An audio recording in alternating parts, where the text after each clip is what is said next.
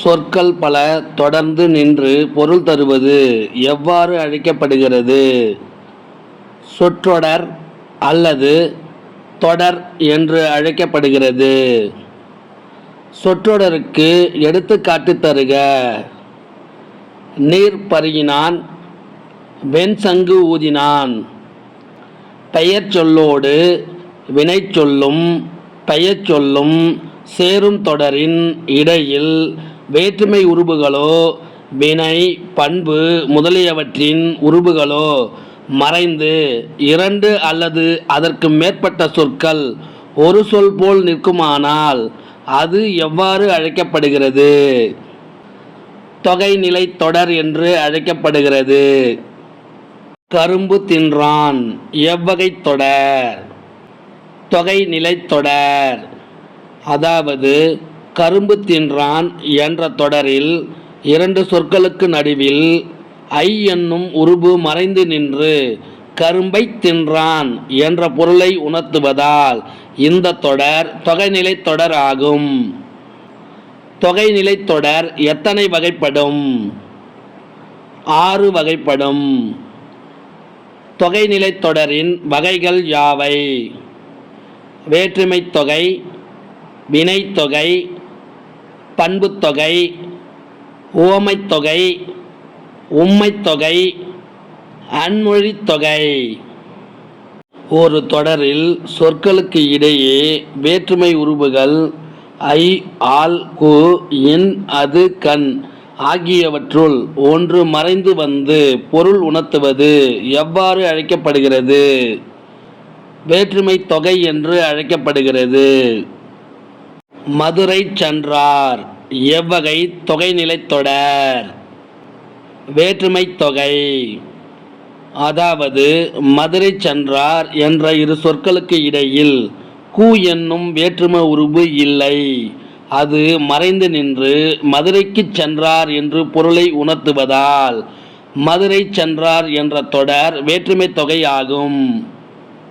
ஒரு தொடரில் வேற்றுமை உருவும் அதன் பொருளை விளக்கும் பயனும் சேர்ந்து மறைந்து வருவது எவ்வாறு அழைக்கப்படுகிறது? உருவும் பயனும் உடன் தொக்க தொகை என்று அழைக்கப்படுகிறது. தேர்ப்பாகன் எவ்வகை வேற்றுமை? உருவும் பயனும் உடன் தொக்க தொகை. அதாவது தேர்ப்பாகன் என்ற தொடர் தேரை ஓட்டும் பாகன் என விரிந்து பொருளை உணர்த்துகிறது. கொடுக்கப்பட்டுள்ள தேர் பாகன் என்னும் சொற்களுக்கு இடையில் ஐ என்னும் வேற்றுமை உருவும் ஓட்டும் என்னும் பொருளை விளக்கும் பயனும் மறைந்து வந்துள்ளதால் தேர்பாகன் என்பது உருவும் பயனும் உடன்தொக்க தொகை ஆகும். தமிழ்த்தொண்டு எவ்வகை வேற்றுமை? 4ஆம் வேற்றுமை உருவும் பயனும் உடன்தொக்க தொகை.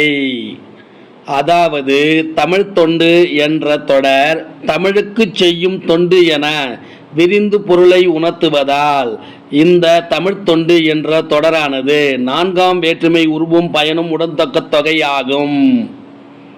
காலம் காட்டும் இடைநிலையும் பெயரச்ச விகுதியும் மறைந்து நிற்க வினைப்பகுதியை தொடர்ந்து ஒரு பெயர் வந்து ஒரு சொல்லை போல் நடப்பது எவ்வாறு அழைக்கப்படுகிறது?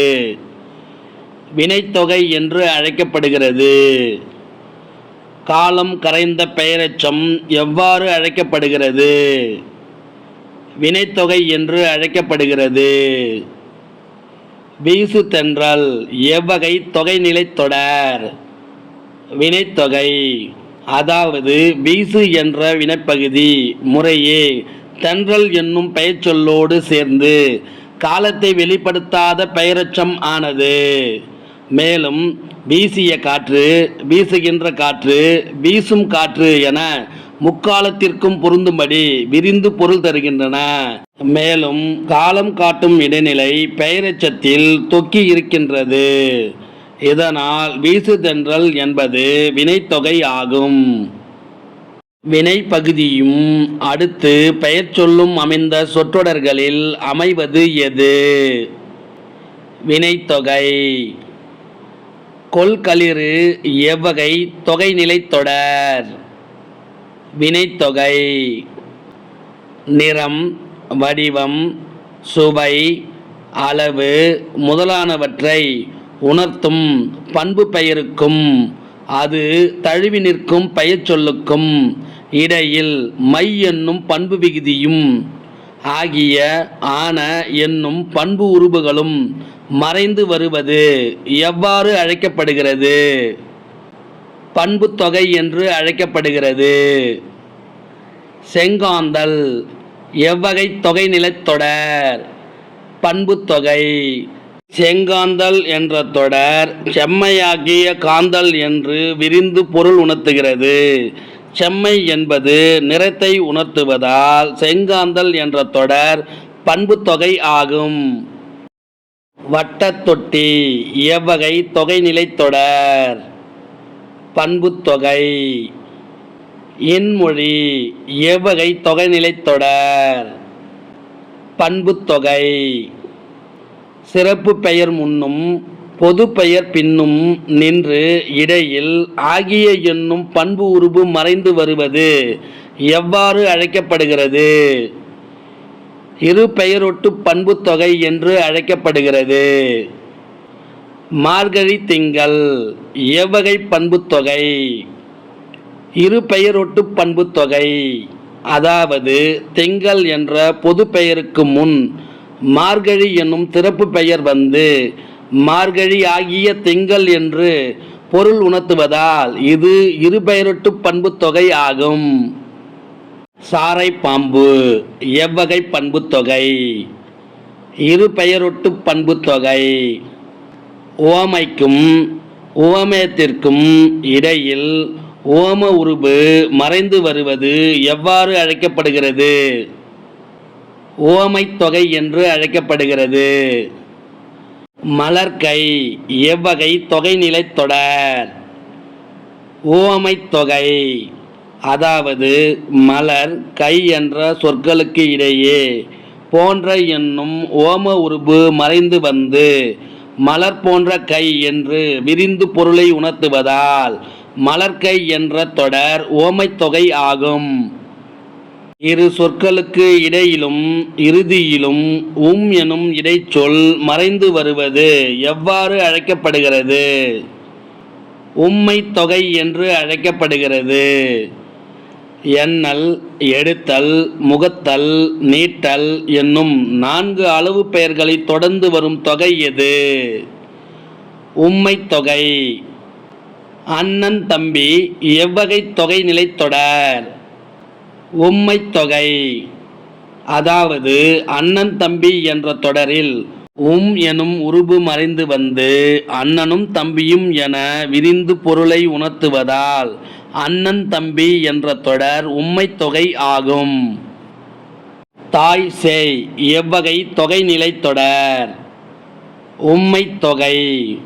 அதாவது தாய் சேய் என்ற தொடரில் எனும் உருபு மறைந்து வந்து தாயும் சேயும் என்று விரிந்து பொருளை உணர்த்துவதால் இந்த தொடர் உம்மை தொகை ஆகும். வேற்றுமை, வினை, பண்பு, உவமை, உம்மை ஆகிய தொகை நிலை தொடர்கள் அவை அல்லாத வேறு சொற்களும் மறைந்து நின்று பொருள் தருவது எவ்வாறு அழைக்கப்படுகிறது? அன்மொழி தொகை என்று அழைக்கப்படுகிறது. சிவப்பு சட்டை பேசினார் எவ்வகை தொகை நிலைத்தொடர்? அன்மொழி தொகை. சிவப்பு சட்டை பேசினார் என்ற தொடர் சிவப்பு சட்டை அணிந்தவர் பேசினார் என தொகைநிலை தொடர் அல்லாத வேறு சொற்கள் மறைந்து நின்று பொருள் தருகின்றது.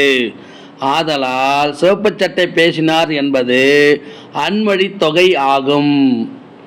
இந்த வினா விடை உங்களுக்கு பிடிச்சிருந்தா சின்னதாக ஒரு லைக் பண்ண மறக்காதீங்க. தேங்க்யூ.